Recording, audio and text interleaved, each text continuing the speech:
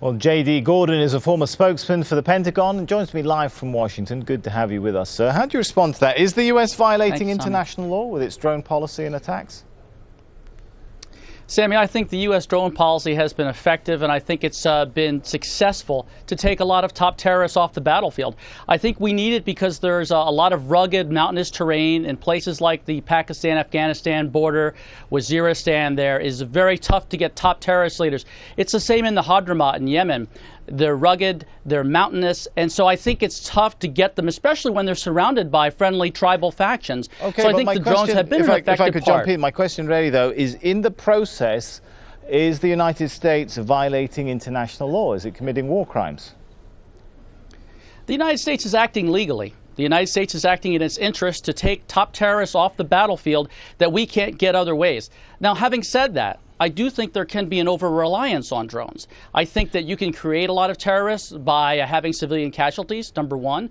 And number two, I think that we're missing a lot of key intelligence. I think we should be out there capturing more of these top terror leaders to break up more plots. So yes, I do support the U.S. position on the drone strikes. I just think we could, measure them a little more. Other than perhaps missing out on key intelligence, are you not bothered by the fact that there are two international human rights organizations, Amnesty International and Human Rights Watch, which are saying the US may be violating international law, killing indiscriminately, disproportionate numbers is the wording used by Letta Taylor of Human Rights Watch. Isn't that slightly more disturbing to you than the fact that you might also be missing intelligence? Well, I think the key piece for me is making sure that we get intelligence and also that we do it humanely to the extent that we take top terrorist leaders off the battlefield. But here's the key fact. But they're saying a lot of it's these guys humane. hide among their family members and they hide among others. What's that? But that's the point. They're saying it's not humane.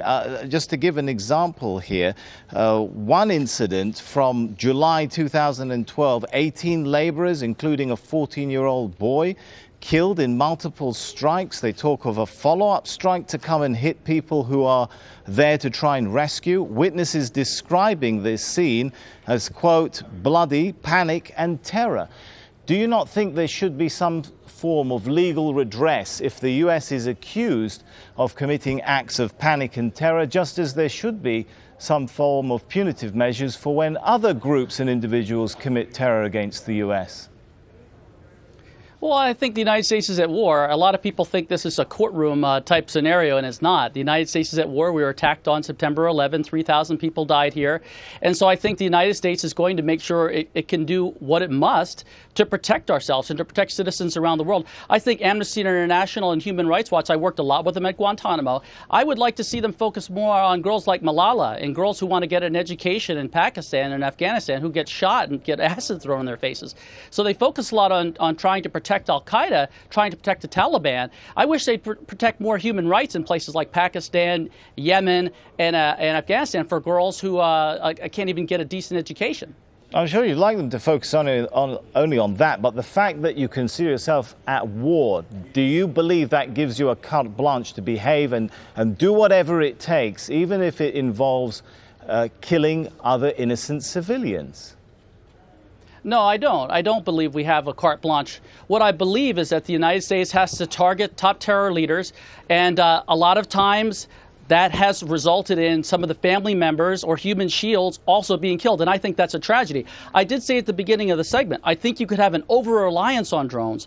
During the Bush administration, President Bush sent dozens of drone strikes into places like Pakistan. President Obama's under hundreds of them. If you concede that it isn't okay, there are some rules to war, and here you have two international human rights organizations, and earlier this month we had, even from the UN Special Rapporteur, criticisms that the US needs to come clean. It needs to be more transparent. There needs to be some judicial overview.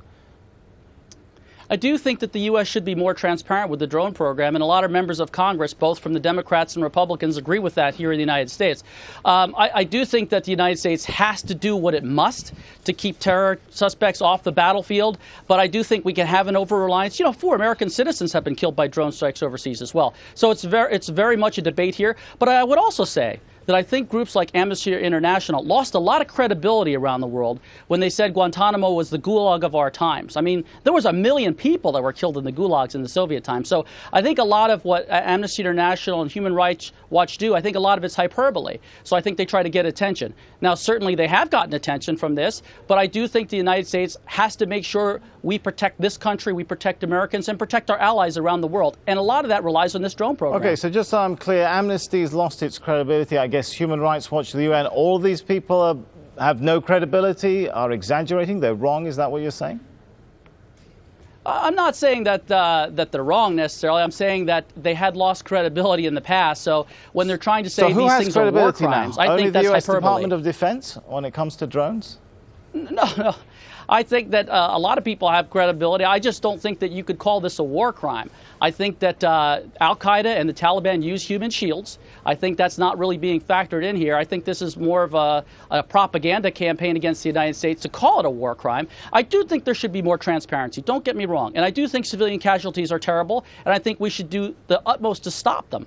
That said, I do think the drone program is valuable. I do think that Human Rights Watch, Amnesty International, and all other purported human rights groups should do more for girls like Malala, though. They hardly ever mention her. I hardly ever see her covered. She's a person that we really focus on, I think, more in the United States than they do even over there, a girl who's just trying to get an education. So instead of trying to protect Al-Qaeda and the Taliban, my challenge to Amnesty International and the other groups is, how about supporting girls like Malala to get an education? How about girls who are 11 years old not having to be forced into marriages and dying of internal bleeding in places like Yemen? How about that? And so that's my challenge to them. All right, thanks so much for your thoughts on that, J.D. Gordon. Thanks, Sammy.